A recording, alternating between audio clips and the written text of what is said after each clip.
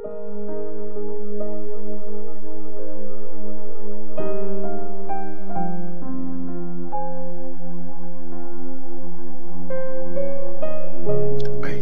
chapter 57. Pagsamba ng Israel sa Diyos-Diyosan. Namamatay ang tao matuwid at walang may pakialam.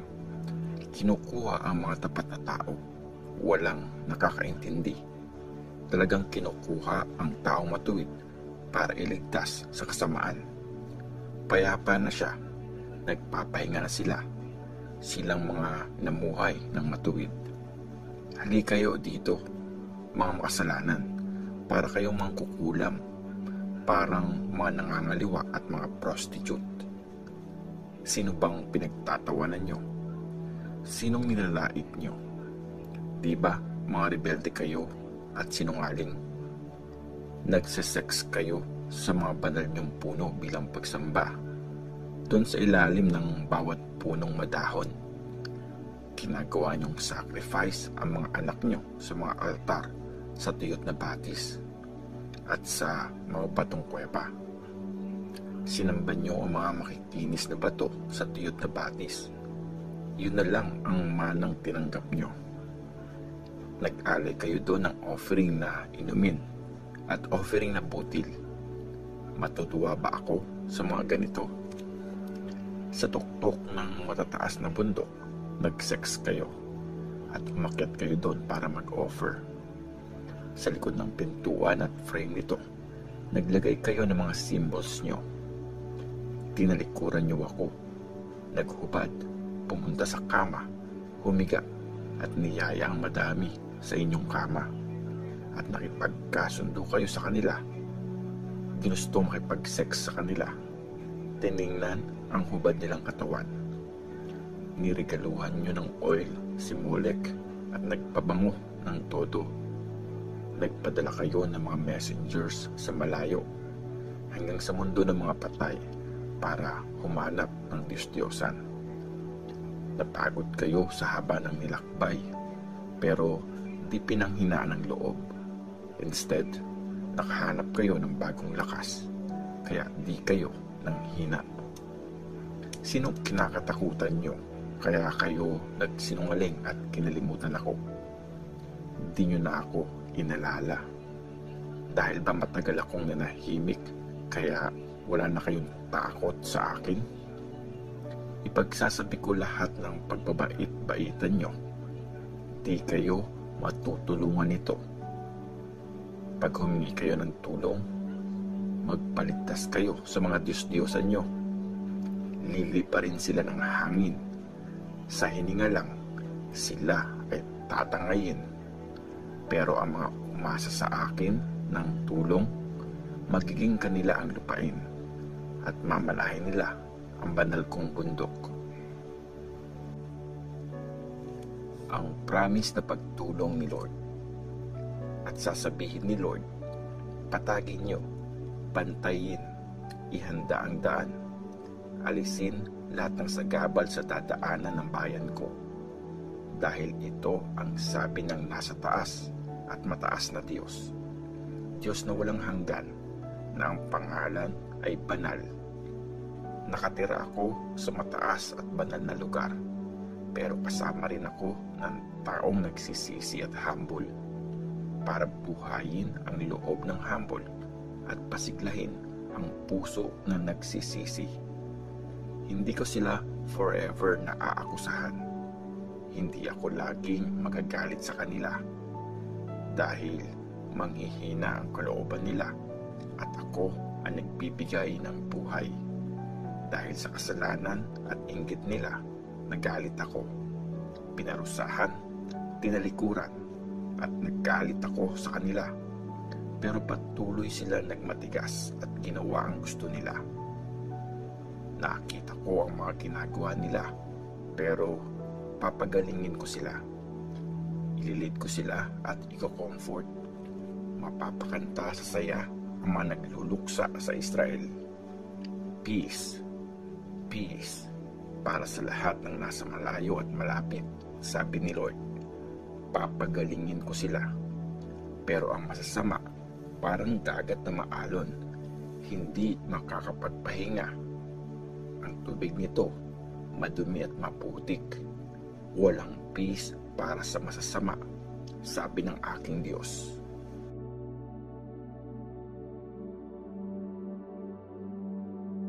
Isaiah chapter 58. Ang tunay na pagsamba. Sabi ni Lord, sumigaw ka ng malakas, huwag mong pigilan. Lakasan mo na kasing lakas ng trumpet. I-announce mo sa bayan ko ang mga traso nila. Sabihin mo sa lahi ni Jacob ang mga kasalanan nila. Ako ang wino-worship nila araw-araw. Natutuwa silang alamin kung paano mamuhay ayon sa gusto ko, na para bang matuwid silang bayan at di sumusuway sa rules ng Diyos nila. Humihingi sila sa akin ng patas na pag-judge at natutuwa silang lumapit sa Diyos. Sabi ng mga tao, bakit pa kami nagfa-fasting? Di mo rin naman pinapansin. Bakit pa kami nagpapakagutom? Wala rin namang halaga sa iyo. Sabi ni Lord, kasi pag nagpa-fasting kayo, ikakasaya nyo lang ang iniisip nyo at inaapi nyo lahat ng trabahador nyo. Tingnan nyo, nagpa-fasting kayo, nauuwi lang sa away at pagtatalo. Tapos, nagsasakitan kayo. Sa fasting na ginagawa nyo ngayon, walang kasiguraduhang papakinggan ko kayo.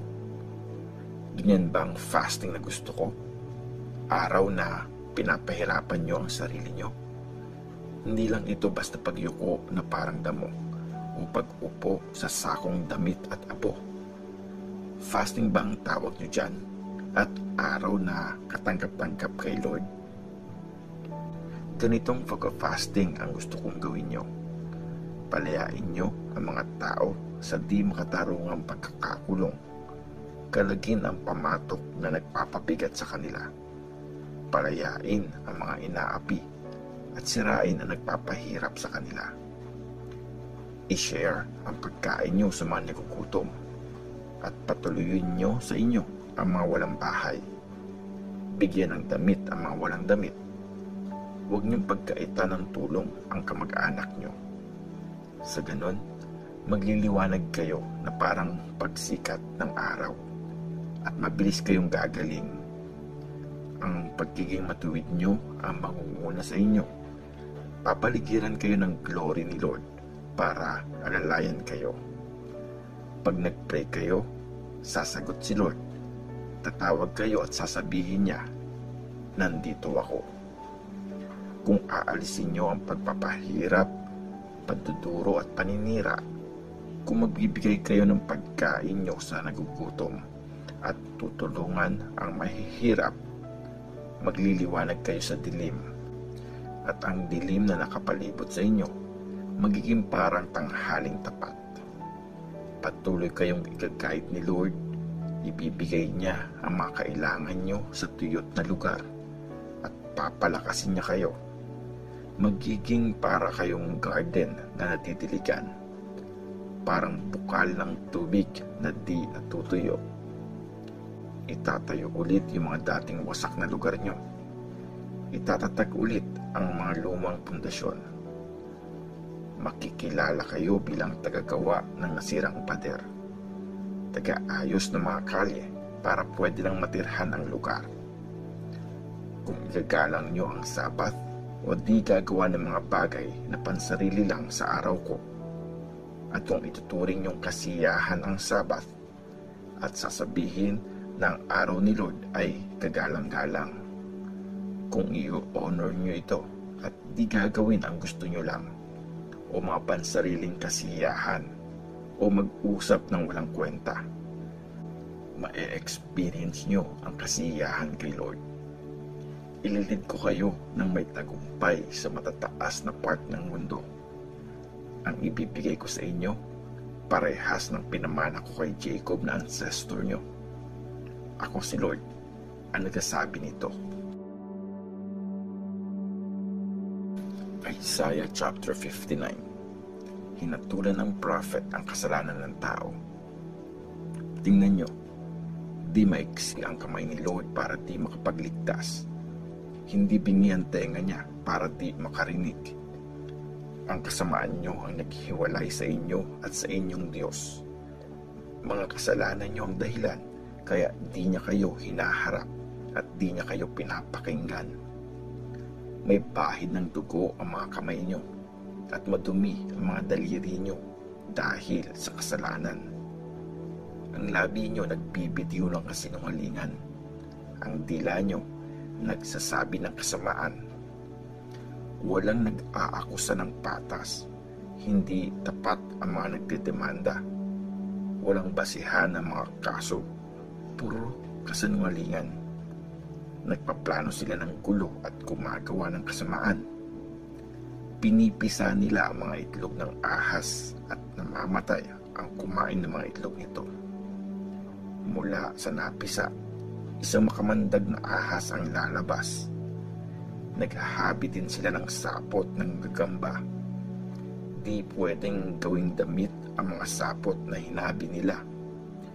Di nito kayang takpan ang kanilang katawan. Ang ginagawa nila ay kasamaan at gumagawa sila ng karahasan. Mabilis ang mga paa nila sa paggawa ng masama at nagmamadali silang pumatay ng inosente. Puro kasamaan ang iniisip nila. Marahas at mapanakit ang kanilang pamumuhay. Hindi nila alam kung paano mamuhay ng payapa at walang katarungan sa buhay nila. Ang daanan nila, ginawa nilang baliko. Walang peace ang mga lumalakad dito. Inamin ng bayan ang kasalanan nila. Dahil dito, malayo sa amin ang katarungan ng Diyos at di nakakarating sa amin ang pagiging matuwid niya. Umaasa kami sa liwanag pero eto, dilim lang ang nakikita namin. Inaasahan naming umaliwalas pero dilim ang nararanasan namin. Para kaming bulag na kumakapa sa pader. Nangangapa kami na parang walang mata. Nadatapa kami sa tanghaling tapat na para bang gabi. Pag tinabi kami sa malalakas, para kaming mga bangkay. Umuungol kami na parang mga oso. Umiiyak kami na parang mga kalapati. Umaasa kaming makakakuha ng hustisya pero wala. Naghihintay ng pagliligtas pero malayo ito sa amin. Talagang marami kaming atraso sa iyo at mga kasalanan namin ang testigo laban sa amin. Dahil nasa harap namin ang mga ito at alam namin aming mga kasalanan. Nagrebelde kami at tinakwil ka namin, Lord. Nireject namin ang pagsunod sa iyo, aming Diyos. Pang-aapi at panloloko ang mga sinasabi namin. Nagpaplano at nagsasabi kami ng mga kasinungalingan. Tinalikuran namin ang katarungan at sobrang layo sa amin ng pagiging matuwid. Dahil di kami nagsasabi ng totoo sa public at gumagawa kami ng katiwalian. Wala nang makitang katotohanan at nagiging biktima ang umiiwas sa masama. Ililigtas ni Lord ang bayan niya. Nakita ito ni Lord at di siya natuwa sa kawalan ng katarungan. Nakita niya na wala ni isa. Nagulat siya na walang tumutulong sa mga api. Kaya ginamit ni Lord ang kapangyarihan niya para manalo. Pagiging matuwid ang sandigan niya. Sinuot niya ang pagiging matuwid bilang armor sa dibdib at sa ulo niya ang helmet ng pagliligtas. Paghihiganti ang dinamit niya at binalot ang sarili niya ng galit bilang balabal. Paparusahan niya mga kaaway ayon sa mga ginawa nila. Galit para sa mga kalaban, paniningil sa mga kaaway. Sisingilin din niya ang nasa malalayong lugar. Kaya mula sa west, matatakot sila kay Lord. hanggang sa east, matatakot sila sa kapangyarihan niya. Kasi darating si Lord na parang rumaragas ang tubig na dala ng malakas na hangin. At darating ako sa Jerusalem bilang tagapagligtas para sa lahi ni Jacob na tumalikod sa kasalanan, sabi ni Lord. Ito ang kasunduan ko sa inyo. Nasa inyo ang espiritu ko at ang mga salita ko. Sabihin niyo ito palagi, pati ng mga anak niyo at ng mga apo niyo, mula ngayon at forever, sabi pa ni Lord.